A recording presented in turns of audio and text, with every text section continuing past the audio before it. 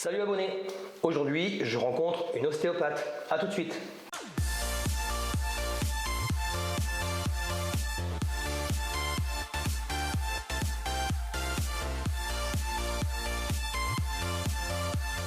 Salut abonnés. Alors bienvenue sur cette première vidéo du Kesako. C'est la même chose, sauf que le nom a changé. Ça me permet de faire des vidéos moins longues. Et bien on va faire efficace mais plus court. Aujourd'hui, je suis en compagnie d'Océane, qui est donc ostéopathe. Je suis même dans son cabinet. Et je vais la laisser se présenter. Bonjour Océane. Bonjour. Alors je m'appelle Océane, j'ai 25 ans et je suis ostéopathe spécialisée en pédiatrie. Je suis ostéopathe depuis maintenant 3 ans. J'ai été diplômée en 2016. Alors, peux-tu me dire et nous dire en quoi consiste réellement ton travail? Pour faire simple, en fait, l'ostéopathie, c'est simplement une méthode de soins qui consiste à redonner une mobilité aux articulations, aux muscles et aux ligaments pour permettre une amélioration de la qualité de vie. Aussi une chose importante, donc l'ostéopathie c'est accessible aux bébés comme aux seniors, il n'y a pas d'âge pour l'ostéopathie.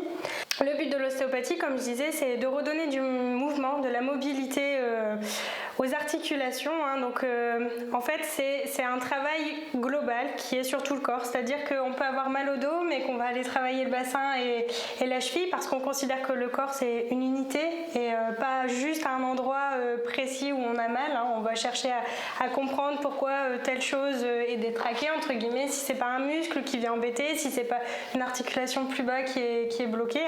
Et en fait nous notre rôle c'est tout simplement de redonner du mouvement. Tout remettre dans le bon ordre. De tout remettre dans le bon ordre, voilà, et d'avoir une unité, un mouvement global du corps. C'est vraiment l'unité, c'est... Eh ben voilà, c'est super bien résumé en fait. C'est super bien résumé. J'aime ce métier. Je vais m'en convertir les amis. Non, je plaisante, je suis très bien là dans ma caméra. Maintenant, je vais demander tout simplement à Océane quel a été son parcours. Donc après le collège, j'ai suivi un cursus assez simple. J'ai suivi un lycée général. Donc je suis partie sur une première S, une terminale S, et ensuite je suis rentrée directement en école d'ostéo, donc suite à un concours. Parce que pour entrer en ostéopathie, c'est un concours et une école privée. C'est que par là où on peut arriver à être ostéopathe. D'accord. Actuellement, en France, on ne peut pas faire d'ostéopathie dans le milieu public. Il n'y a pas de formation publique. Non, c'est pas une école, une université, c'est que les écoles privées. C'est 5 ans et demi d'études. Voilà. 5 ans et demi. Vous avez noté, 5 ans et demi. Oui, c'est pas de tout repos. Et donc, pour faire ostéopathe, c'est forcément le bac S, il n'y a pas d'autres possibilités? Alors si, évidemment, il y a d'autres possibilités. En fait, on n'est pas obligé d'avoir un bac S pour être ostéopathe. Moi, lors de mon cursus, j'avais d'autres copains, collègues maintenant, qui sont issus d'un bac L ou même d'un BTS, ça peut arriver.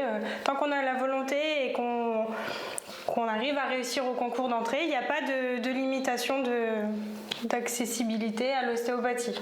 D'accord, alors ça c'est intéressant. Après, il faut quand même être honnête, oui. Le bac S, c'est une facilité d'avoir le bac S pour entrer en ostéopathie, puisque forcément on va avoir des bases un peu plus poussées en physique, en chimie, en SVT aussi, donc il y a quand même un peu plus entre guillemets de biologie. Alors attention, entre la première année d'ostéo, où là on rentre vraiment dans le vif du sujet au niveau anatomie, et ce qu'on fait au lycée, il y a quand même une énorme marge de manœuvre. Il y a un fossé.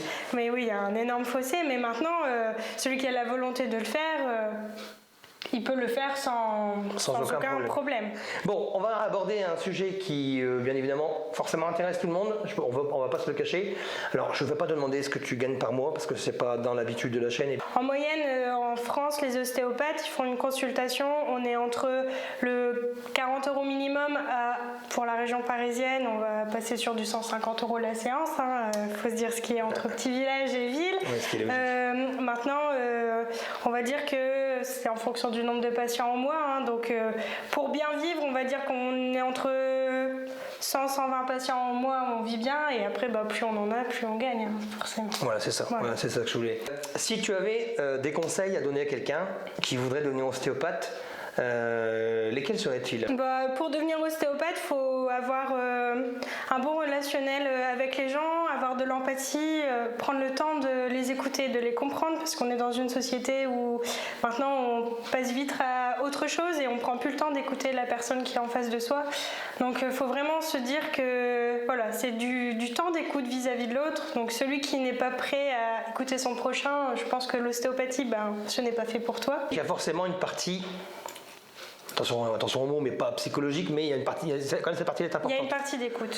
Une partie d'écoute. Forcément. Le cursus d'ostéo est entre guillemets bien fait, c'est-à-dire qu'on est... moi, au moment de mes études, c'était dès la 3e année, mais je sais qu'actuellement, c'est dès la première année d'études d'ostéo, on est directement confronté aux patients. C'est-à-dire en clinique, hein, on ne traite pas tout de suite, mais on est dans les salles de clinique et on est présent, donc on peut observer et comprendre les échanges qu'il peut y avoir des fois entre le praticien et le patient qui vient se faire soigner au niveau des écoles. Donc ça permet d'apprendre, de comprendre aussi comment on s'exprime, parce qu'on ne dit pas les choses des fois telles quelles, hein. Il faut prendre un peu des pincettes et puis aborder des sujets parfois compliqués, donc voilà, bien juger sur ces mots, et ça on les apprend en observant et en faisant de plus en plus de consultations, et ça c'est tout le long du parcours ostéo. Bon, on va terminer en te demandant tout simplement, ok, tu es ostéopathe, mais est-ce que quand tu étais plus petite, quels sont les métiers que tu avais envie de faire? Alors le métier que je voulais faire vraiment toute petite, à la base, oui. C'était vétérinaire équin. Ah. Voilà. Ouais, c'est pas tout à fait la même chose, mais bon, non, on n'est pas loin quand même. On n'est pas loin, on reste dans le soin. Et en fait, j'ai pas fait veto parce que moi, je suis une personne qui n'aime pas l'échec. Je me suis dit que même si j'étais bonne élève, avec des bons résultats, j'allais pas forcément réussir à faire le concours vétérinaire et je voulais pas perdre mon temps. Oui. Et en fait, je me suis dit, qu'est-ce que je pourrais faire d'autre? Et comme moi, plus jeune, je suis passée entre les mains d'un ostéopathe qui m'a énormément soulagée parce que j'avais des grosses douleurs. Je me suis dit, pourquoi pas comprendre ce métier? Et j'étais partie à la base pour repartir dans l'ostéopathie équine, hein, donc pour les chevaux. Et puis en fait, au cours de ma fin de première année, deuxième année d'ostéo, je me suis dit, en fait non, je suis tombée amoureuse du corps humain et c'est très bien, il y en a largement assez. On a eu chaud. On a repris un peu de valeur à tes yeux. Voilà, l'humain n'est pas totalement perdu. Mais donc, dans tous les cas, malgré tout, finalement, tu es passé de vétérinaire équin, mais après, il n'y a pas eu 36 métiers. Non, il n'y a pas eu 36. Après, on est très vite arrivé sur l'ostéopathie. C'était le soin. Et dans tous les écoles de soins, c'est clair. Mais vous avez vu, là, on a de la chance d'aller passer des chevaux à nous. Ah, quel bonheur. Bon, écoute, peut-être que dans les prochaines vidéos, on ne sait jamais, peut-être que je rencontrerai rapidement un vétérinaire. Alors, ce ne serait peut-être pas un vétérinaire équin, je ne te le garantis pas, mais bon, je t'invite à regarder peut-être les prochaines vidéos. En attendant, si vous voulez retrouver Océane, eh bien, il y aura un lien dans la barre de description. Vous pourrez notamment arriver sur son site. Je crois qu'il y a si je ne me trompe pas, un petit historique de l'ostéopathie, il me semble avoir vu, non? Oui, dans mon site, je décris tout ce qui peut être accessible, hein, aussi bien pour les enfants, tous les adultes, les sportifs, les seniors. Ouais. Voilà, un petit récap de en quoi l'ostéopathie peut être utile, hein, et puis Donc voilà. Donc vous pourrez avoir un peu plus de renseignements encore, et puis sur le site, et puis en plus vous pourrez prendre un rendez-vous, parce que je crois qu'on peut faire la prise de rendez-vous sur ton site aussi. Oui. Donc voilà, donc je mets tout ça dans la barre d'infos, vous pourrez le voir. Je mettrai aussi d'autres infos que je vais piocher à droite à gauche sur l'ostéopathie, qui me seront validées par Océane, sinon je ne mettrai pas.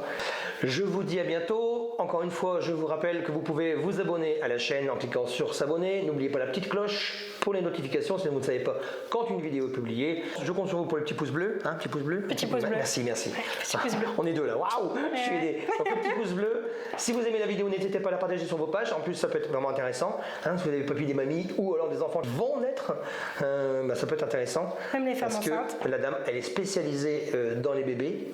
Je te dis, mon cher abonné, à bientôt. Salut, ciao.